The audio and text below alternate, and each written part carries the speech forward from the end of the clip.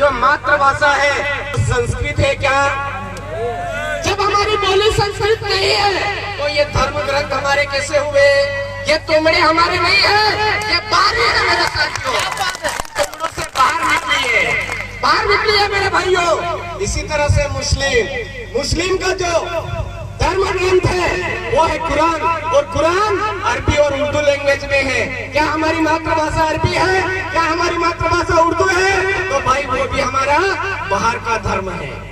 ईसाई जो बाइबिल है, बाइबिल कौन सी भाषा में लिखी हुई है? हिब्रू भाषा में लिखी हुई है। क्या आदिवासी भीलू की हिब्रू मातृभाषा है क्या?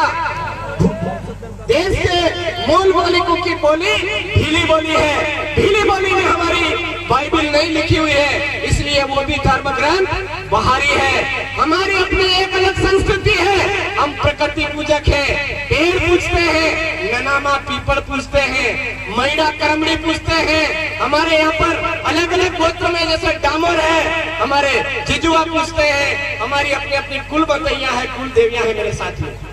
हमको हमारे पूर्वजों की बदौलत जो जमीन प्राप्त हुई है उस जमीन की रक्षा करनी हमारी जिम्मेदारी है। 1 इंच की जमीन हमको किसी को देनी नहीं है कि हम जमीन बचेगी तब जाकर के हम बचेंगे। आज सुप्रीम कोर्ट बोल रहा है देश के मूल मालिक है हम। थोड़ा सा मैं आपको अवगत करवा दूं, सुप्रीम कोर्ट को पढ़ने की जरूरत नहीं, यहीं पर पता लगा लीजिए। आज जो चम्मच आई है, चम्मच बहुत गर्मी है, किसको देख करके बनाई है? हमारे आदिवासियों के 60वें को देख करके बनाई है, 60वें को देख करके बनाई है। परात जो खाना बनाने की, वो परात किसको देख करके बनाई है? हमारी कसौट को देख करके बनाई है मेरे भाइयों, कसौट को देख करके परात बनाई है इन्होंने। और ये जो पलंग कह रहे हैं ना, पलंग, ये हमारे गांव के खाट को देख करके इन्होंने पलंग बनाया है। जो डोरिया है, डोरिया में ये कहते हैं डोरिया प्लास्टिक की जो बना रहे हैं ना, वो किसको देख करके बनाई? हमारे खांगरे के जड़ है, उस जड़ को चीर करके हमारे आदिवासी डोरिया बनाते थे, उनको देख करके इन्होंने डोरिया बनाई है मेरे भाई, उनको देख करके बनाई है। आज जो सिड्रिल है ट्रैक्टर की, हमारा हल है, उस हल को देख करके इन्होंने सिड्रिल बनाई है। हर चीज देख लो, आदिवासियों को देख करके इन्होंने बनाई है। तो मालिक कौन हुआ? जिसने पहले बनाया वो हुआ कि नहीं हुआ? हम देश के मालिक है मेरे भाइयों, समझो, जागो, उठो, किसी के गुलाम मत बनो। आज हमारे यहाँ पर मैंने सुना सरपंच साहब किराएदारों गुर्गों के गुलाम बने हुए हैं। सरपंच साहब अपने आप में आप देश के मालिक है, किसी गुर्गे के गुलाम बनने की जरूरत नहीं है। आज हम संगठनों के गुलाम बन जाते हैं। ये हमारे सामने जिन महापुरुषों की मूर्तियां हैं, ये कोई संगठन बना करके काम नहीं कर रहे थे, ये विचारधारा के दम पे काम कर रहे थे। और वो विचारधारा की ये जमीन हमारी है, ये संस्कृति हमारी है, ये बोली हमारी है। जो इसके साथ में छेड़छाड़ी करेगा उसको हमेशा के लिए छेड़ करके बाहर फेंक देंगे, हमेशा के लिए छेड़ करके बाहर फेंक देंगे। ये हमारे देश की विचारधारा थी। अंग्रेजों को पसीना आ गया था टंट्या मामा भील को गिरफ्तार करने में, उनको गिरफ्तार करने में। जहाँ देखो जहाँ टंट्या भील नजर आते थे, उनका दिमाग काम नहीं करता था, अपने आप में चकरा जाते थे मेरे भाइयों। वो भील है हम लोग। और आज हम किसी के गुर्गों के गुलाम बन जाते हैं, कभी हाथी के गुलाम बनते हैं, कभी फुलड़ी के गुलाम बनते हैं, कभी टोपी वाले के गुलाम बनते हैं। अरे मेरे भाइयों, ये सारे बाहरी है, ये सारे बाहरी है। जिस दिन हम एक लाइन में आकर के इस नाटक के अंदर होकर के निकल जाएंगे, तो जो हमारे प्रति पूरी सोच रखने वाले गुर्गे हैं, वो वैसे ही टट्टी पेशाब करते हुए पीछे रास्ते से निकल जाएंगे।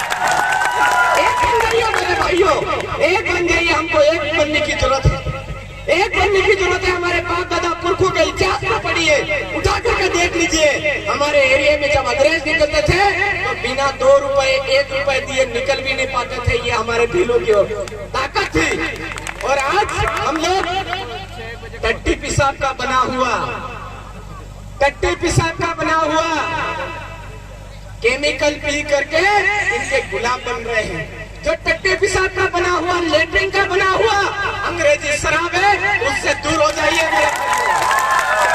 हमारे आदिवासी अपने आंखों के सामने देसी महुए का रस, जो जूस होता है, आयुर्वेदिक दवाई होती है, जो भी पीता है गाल एकदम लाल सट होते हैं। उम्र एकदम ज्यादा होती है, इसकी जरूरत नहीं है हमको मेरे भाइयों। आज एक कट्टी पिसाब का रस है, इसकी वजह से हम गुलाम बन रहे हैं। हमारा कोई भी लेन देन होता था तो कभी रुपयों पैसों की जरूरत नहीं पड़ती थी, रुपयों पैसों की जरूरत नहीं पड़ती थी। हम आदान प्रदान हमारा अन्न जो है उसका कर देते, जिसके पास में है उसको ले लेते थे, आमने सामने ये कर देते थे। हमारी फसल काटनी होती थी, हम सब एक साथ में हांडा फुटा करके फसल काट देते थे, किसी के गुलाम नहीं थे। आज हमको समझने की जरूरत है, हमारे बाप दादों की जो व्यवस्था थी उस व्यवस्था को लेकर के चलना है। हमारे बाप दादों की व्यवस्था क्या थी? गांव में किसी को मुखिया बनाना है तो पूरा गांव एक जाजम पे बैठता था, जाजम पे बैठ करके सबसे सर्वश्रेष्ठ आदमी जो सबको साथ में लेकर के चलता हो उसका चुनाव कर लेते थे। कहीं वोट डालने की जरूरत नहीं पड़ती थी मेरे भाई, कोई वोट डालने की जरूरत नहीं पड़ती थी। और आज हम लोग क्या करते हैं, फुल्ली का टिकट चाहिए तो यहाँ से गाड़ी भर करके पता नहीं किन के घरों में जाते हैं जो किराएदार हैं उनके वहाँ पे, और वो लोग हमारे लोगों को गुलाम बनाते हैं उन फुल्ली के पीछे, उस हाथनी के पीछे। हमको फुल्ली हाथनी की जरूरत नहीं है, हमारी समाज की जो जाजम है उस पर बैठ करके हमारे लिए लड़ने वाला कौन है, संवैधानिक मूल्यों को जानने वाला कौन है, आदिवासियों के हकों का इतिहास जानने वाला कौन है, उसको चुनना है और राजा बनाना है मेरे भाई, उसको चुनना और राजा बनाना है। कोई पैसा दे रहा है ले लो, हमारे नाम का खा रहा है डकार रहा है मेरे भाई, वही दे रहा है वो टट्टी पिसाव वाला ले लो, दुकानी चलाओ उनको ही पिलाओ, दुकानी चलाओ उनको ही पिलाओ। हमको गुलाम बनने की जरूरत नहीं है मेरे भाइयों, समझने की कोशिश करो। ये जो विचारधारा है ये विचारधारा आदिवासी समुदाय के राजस्थान के अंदर चल रही है, गुजरात के अंदर चल रही है, महाराष्ट्र के अंदर चल रही है, मध्य प्रदेश के अंदर चल रही है। और हमारे बाप दादाओं का अधूरा सपना 1913 के अंदर मानगढ़ धाम पर 1500 आदिवासी हमारे शहीद हुए, उस अधूरे सपने को पूरा करना है, साकार करना है, भील प्रदेश बनाना है मेरे साथियों। हमको धैर्य के साथ में आगे बढ़ना, किसी से डरने की जरूरत नहीं है। और जो गुर्गे डरा रहे हैं उनसे मैं कहना चाहूंगा, यहाँ पर अभी प्रतिनिधित्व आया है, खाली प्रतिनिधित्व आया है, और एक एक प्रतिनिधित्व के साथ में एक एक लाख की संख्या आएगी। आप विचार कर लीजिए, ये जो भाई है 1500 जो आदिवासी भाई आज यहाँ पर मान लेते हैं आए हैं, तो 1500 लाख लोग जिस दिन उपस्थित होंगे उस दिन आपका क्या होगा मेरे भाई।